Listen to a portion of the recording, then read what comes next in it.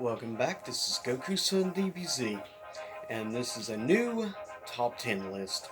Now, this is my countdown for my top 10 personal favorite Xbox 360 games of all time. So, with that said, first, some honorable mentions. Also, something at the end to show I recently picked up. I think some fine game fans will appreciate this. First up, honorable mentions. First, the original Assassin's Creed, which is definitely a game I personally like quite a bit, probably more than some people, and I recently started replaying a little bit here and there of the original. See, eventually I might get around to doing a review of the original Assassin's Creed. Though I've got already a couple other reviews prepped I'm working on at the moment. With that said, this is a great game, and personally I highly recommend it.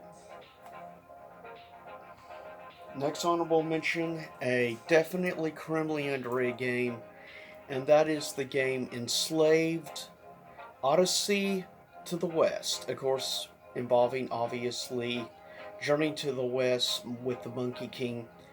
And the Monkey King is actually voiced by Andy Serkis, fun little fact.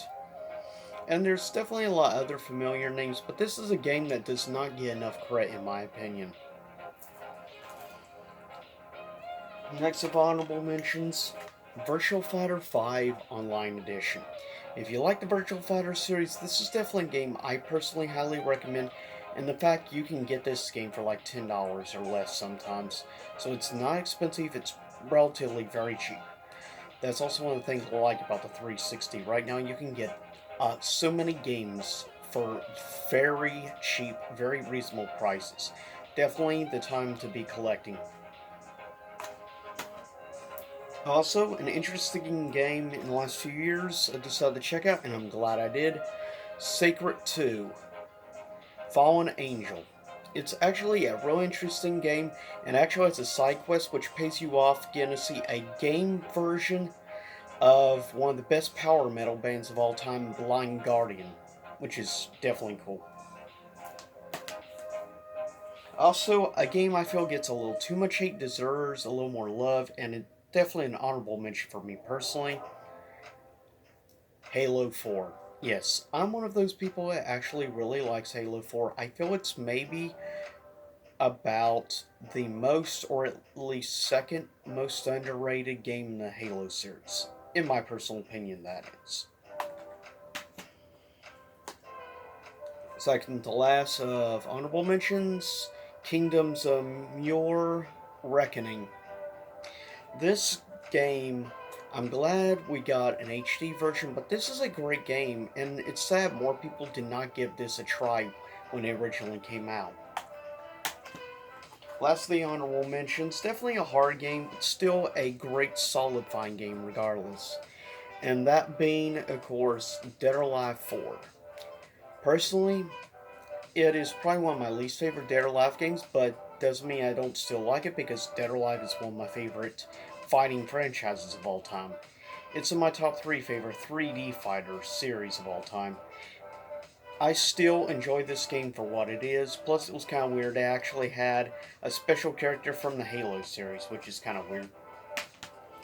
Now we start off at number 10, a game actually from Capcom, and it's a game I got like a while back. I got for like $2. So yeah, I got dirt cheap. Coming in number 10, and I'm glad I ended up deciding to give this a try, since there's a lot of times if I can find games for under $4, like $4 or $5, I'll pretty much usually jump as long as the case and game is in good shape. I pretty much will immediately buy if it catches my eye. This was a game that caught my eye just from the cover and looking at the artwork and stuff. It had my interest. Plus, I love Capcom as a company, so I decided to give Lost Planet a try, and I enjoyed it. I ended up picking up later on Lost Planet 2. I still need to play Lost Planet 3, however. But in my opinion, it's a great game and I highly recommend it. Coming in at number 9 is arguably, in my opinion, the best Transformers game we ever got. Coming in at number 9 for me personally is Transformers War for Cybertron. It is a great, amazing game, and it's great when it comes to the storytelling aspect, and it's got great gameplay. The graphics are solid. In my opinion, though, I consider this the best Transformer game of all time, at least my own personal perspective, but everybody has their own opinion. But I'm curious, is there anybody else out there that agrees with me? This is an incredible game, and a game that's, in my opinion, criminally underrated. Coming in at number 8 is a game I was not expecting to like as much as I did. Halo Wars, the first one. This game is a lot of fun, and given I grew up really loving the Command and Conquer series, and when I found out they were actually doing a game like that, but Halo version, I really caught my interest, and I picked it up, and I'll be honest, I love it. I've played this game probably 3 times from beginning to end. It's a lot of fun. If you enjoy those tactical type of games, like Red Alert and Command and Conquer in general, I think you'll genuinely enjoy Halo Wars. It's a great, underrated, I think maybe the most underrated Halo game. Though it's not first person shooter, I actually like that aspect. It gives it its own flavor from the rest of the series. Next, coming at number 7, another game that deserves more love than it gets, The Darkness. Definitely a great game. Darkness 2 I like a little bit more than the first one, but still, this was a great introduction. I think 2K Games actually did a solid job on The Darkness, and this was the game that got me into checking out the comic books, and frankly, I'm happy that it introduced me because the Darkness comics are great, the games are great. I mean, frankly, you're getting superb all the way around, and the fact you can get this game really cheap just makes it a better reason to actually collect this, in my opinion, anyways. But if you get a chance, check out The Darkness. It's a fun game. If you like lots of blood and gore, you'll definitely enjoy it. It's definitely a very violent game, but to be fair, the comic book it's based off of is also quite violent. Next up, number 6 is a game that I'm glad I was introduced to, and that being the original Mirror's Edge.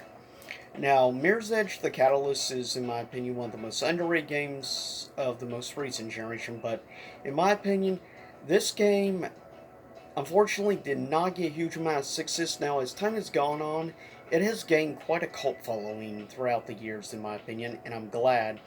This is one of the best games. It and the sequel are both superb games that, frankly, I'm surprised were able to be developed under EA.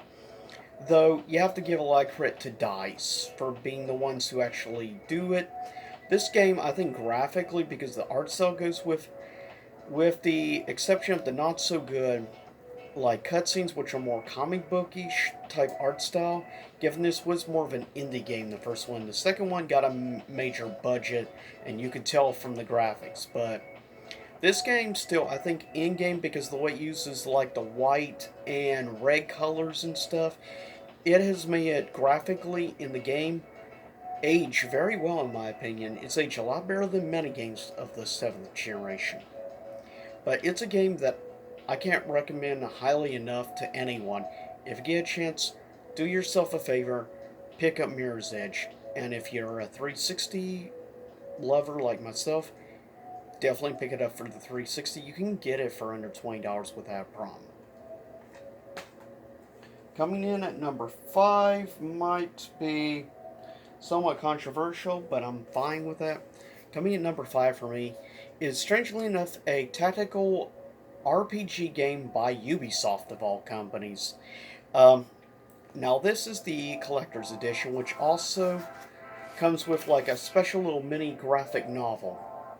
Now, in my opinion, it's sad this game does not get more love than it should be getting. Keep in mind that's just my own personal opinion. But if you get a chance, please give Enchanted Arms a chance. From a gameplay perspective, it is solid, it is great, and graphically actually looks really good. And the fact you can get this game also easily, probably between $10 and $15, no problem, that's makes it even more worth it. And I've managed to get a couple people to give this game a shot over the years, and I'm glad they ended up, just like me, enjoying it quite a bit. But this is my fifth because this is a game like I've played on and off throughout the years since originally getting the 360. I've had to been playing this game for quite a long time. Coming in number four, easily my favorite Halo game of the 360 era, and that being, of course, Halo 3 ODST. I didn't like the original Halo 3 as much as some people. Now, I might quickly also give an honorable mention to Halo Reach, but yeah, Halo 3 ODST is easily my favorite of this era Halo games, and in general, I love the game. I think it's a lot of fun. It's very unique compared to other Halo games, in my opinion, and it deserves all the love it gets. It has a great single player story, and that's one of the key things for me. To get me to really enjoy a first person shooter, it has to have a good single player because I don't care about multiplayer. Never have, never will. It's not my cup of tea.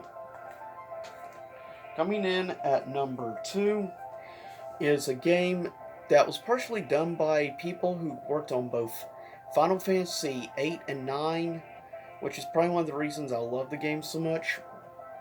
Or, sorry, Final Fantasy 7 and 8. And that being the great console exclusive Lost Odyssey, one of the most criminally underrated JRPGs easily of the 7th generation. It's, in my opinion, maybe the best JRPG of the 360. But that's just in my opinion. This is a great game. It's a massive game. If you include like all side missions and everything to this game can easily take you upwards of 150 hours to beat. It's very massive, but I also quite enjoy the story of everything to the world. I just wish more people would actually give Lost Odyssey a shot. Also, it's a pretty good sized game. The fact of the matter is, this game is like 4 discs, which is kind of crazy to think. It's a 4-disc game.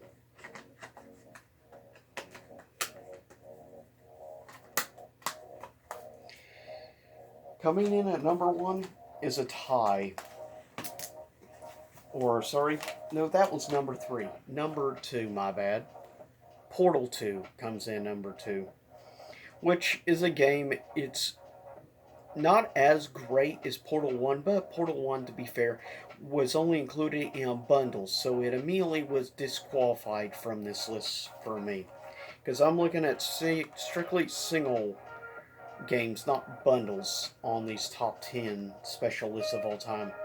But I love, of course, bringing back GLaDOS, and I love the fact they had J.K. Simmons playing, and he sounded like J. Jonah Jameson, a little nuttier than a fruitcake, more than normal. But I appreciate it, especially that lemons meme that I created, which I like more than the cake is a lie meme. But now, number one, a tie. Arguably, of course, from one of my favorite series of all time. Tied at number one is Fable 2 and Fable 3. I love Fable 3 a lot more than most people. Now, I did include, of course, Anniversary because it's just a re-release, a remastered. Besides, Halo 1 already got number one spot on original Xbox, so it gives Fable 2 and Fable 3 a time to shine, tied for my number one favorite 360 game of all time. So, of course, in the future you can expect Xbox one top 10 favorite list, but of course there will not be any Fable, which sucks. But with that said, this was my top 10 personal favorite 360 games of all time. Leave a comment below, tell me what was your personal favorite 360 games of all time. What is your preferred genre? Shooter, sports, RPG, fighting game, whatever. Leave a comment below. Stay safe, have a good happy holiday season, and I'll see y'all next time. Same YouTube time, same YouTube channel, but quickly show this also I just picked up. It's a big, giant statue of Sub-Zero. I just wanted to share this quickly and show this off, which I'm happy I finally have. But I'll see everyone next time, and stay safe out there.